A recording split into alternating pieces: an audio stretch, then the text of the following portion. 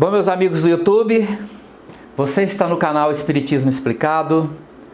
Meu nome é Lazarino Barbo e hoje nós vamos falar sobre a questão da mediunidade psicofônica, que faz com que a pessoa que é o médium, você que é o médium, sinta todos os fenômenos relacionados ao espírito que está próximo de você, como se fosse seu. Se ele está sentindo dor de cabeça, você vai sentir uma dor de cabeça como se fosse sua dor de cabeça. Se o espírito está sentindo um mal-estar, você vai sentir um mal-estar como se aquele mal-estar fosse seu e não do espírito. A ponto de muitas pessoas não conseguir diferenciar por muito tempo, até que elas passem por um processo de aperfeiçoamento da sua mediunidade, de estudo, de prática mediúnica, ela vai ter dificuldade de diferenciar o que é dela e o que não é. E mesmo médiuns experientes acabam tendo essa dificuldade durante muito tempo. Imagine uma situação, quando você está, se você está lá no seu trabalho, na sua casa, seja onde você está, e você tem um parente doente que está numa UTI, por exemplo, e o telefone toca e você está pensando naquela pessoa, e o que acontece com o seu corpo físico? Você caminha para o telefone, pega ele e aquela pessoa que está acompanhando lá no hospital já fala: oi, né? Oi mãe, oi tia, oi vó. Qual o estado físico que você chegou e pegou aquele telefone? Para grande parte das pessoas ocorre uma grande alteração física. Ela chega lá, o coração está disparado, a respiração está opressa, ela está, digamos assim, abafada. E aí a pessoa fala: não, só tenho uma notícia, a pessoa está bem. Aí você alivia e aí demora um tempo para o corpo físico recuperar-se daquela pressão que foi colocada só porque você ouviu o telefone tocar e ouviu a voz da pessoa que está lá no hospital acompanhando o seu ente querido que está lá. Olha para você ver como uma atitude mental, uma expectativa mental desencadeou todo um processo físico. É aquela situação, você leva um susto muito grande e o coração dispara a uma alteração física que é sua. Seu corpo alterou-se obedecendo o comando da mente. O que nós vamos falar agora está muito ligado a um estudo feito e que tem um filme muito interessante sobre física quântica chamado Quem Sou Eu? Esse vídeo está aí gratuito no YouTube e compensa assistir. É um vídeo muito importante. A ciência nos diz o seguinte, que toda a nossa ação mental ela tem uma resposta orgânica que dispara todo o nosso sistema glandular através da ação de neuropeptídeos. Esta resposta orgânica ela acontece por aquela energia nervosa, quando ela chega na epífise, a epífise dispara os neuropeptídeos, que são chaves químicas. Essas chaves químicas vão encontrar fechaduras exatas. Quando ela chega naquela glândula que diz respeito àquela chave química, ela torce a fechadura e dispara através daquela glândula os hormônios a elas afeitos.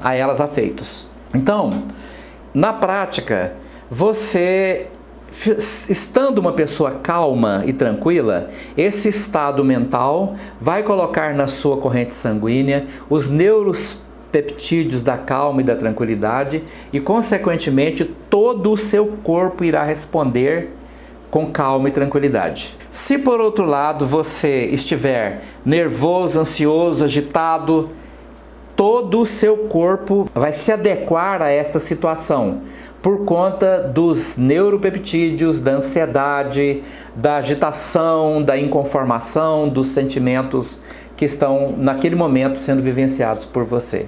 Isso acontece com relação ao nosso corpo físico e a resposta à nossa condição mental exata naquele momento. No que diz respeito à comunicação com o plano espiritual, acontece exatamente a mesma coisa. Para o médium, existe nós podemos chamar de porosidade áurica. A nossa aura é um campo magnético de defesa. Nós nos defendemos através da nossa aura. O nosso planeta também. O que mais defende a vida no nosso planeta não é o fato de ter água aqui e essas maravilhas que nós temos na natureza, não. O que defende o nosso planeta e mantém a vida aqui é o campo magnético de nosso mundo. Se não fosse o campo magnético da Terra, nós seríamos incinerados pelas energias que vêm do Sol. Então, esse campo magnético repele as energias destrutivas e deixa que as energias boas passem, e nós nos valemos, nos sustentamos dessas energias boas que passam e, consequentemente, nós estamos vivos aqui. Se o campo magnético da Terra desaparecesse, tudo que existe, a própria água, seria totalmente vaporizada, que em pouco tempo não existiria mais água no nosso mundo, ela seria totalmente vaporizada ou decomposta em seus elementos primordiais. Vamos imaginar aqui uma situação. Um espírito sofredor se aproxima de um médium. Essa pessoa nem sabe que é médium, ela é uma pessoa que não é espírita, ela nem tem religião, ou se tem, não tem conhecimento de mediunidade, nem sabe o que é isso. Nunca ouviu falar a palavra mediunidade. Mas se uma pessoa desencarnada, ou até mesmo encarnada, se aproxima dessa pessoa, esta porosidade áurica vai permitir que a energia desta pessoa passe para ela. Ela capta a energia do outro, seja encarnado ou desencarnado. É aquela pessoa que muitas vezes acontece de alguém chegar contando aquelas histórias escabrosas, aquela pessoa negativa, de maus sentimentos, e começa a conversar com aquela pessoa e ela começa a sentir-se mal. Aquela pessoa, o outro contaminou com uma energia, ela passa mal. Ela às vezes sente respiração, coração disparado, enfim, várias situações nesse sentido. Mas quando a pessoa desencarnada ou encarnada aproxima da pessoa, esta porosidade áurica que é o problema. Isso é uma característica do médium. Ela capta a energia do outro. Mas quando capta a energia do outro, esta energia traz um conteúdo mental. Um conteúdo de sofrimento, um conteúdo de alegria, de harmonia, de felicidade. Os médiuns que comunicam com seus mentores espirituais durante o tempo que estão ligados a eles, por exemplo, um médium que incorpora um espírito superior, um espírito elevado, durante aquela comunicação, os horizontes mentais se alargam, ela tem uma capacidade de percepção muito maior, ela tem amplificado os seus sentimentos bons de uma tal maneira que ela se sente como se fosse também um espírito evoluído, né? Só que normalmente quando ele sai, volta ao normal. Esta percepção do outro espírito, ela é captada pela aura, ela penetra no nosso corpo através dos chakras e ali ela se transforma em energia nervosa. Ela vai exatamente na epífise e a epífise libera os neuropeptídeos, que ser exatamente igual como se fosse ela mesma passando por aquele problema. E o seu corpo vai ter a resposta exatamente igual à resposta que ela vai ter, ou que ela teria se os pensamentos e sentimentos que elas estão vivenciando fossem delas. Por isso o médium tem grande dificuldade de separar o que é dela do que não é dela. E às vezes demora para ser identificado isto. Nos centros espíritas tem maior possibilidade da pessoa ter essa identificação. Mas acontece que a grande parte das pessoas tem um grande preconceito contra o espiritismo, porque existe uma campanha difamatória terrível de outras religiões para combater o espiritismo. Combatem sistematicamente.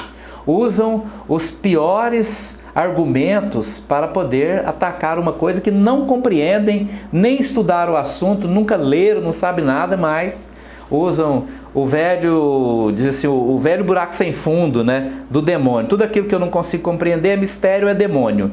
E aí, então, ao não conseguir compreender, eu acabo esquecendo aquilo, jogando no saco infinito, né, da ignorância que permanece.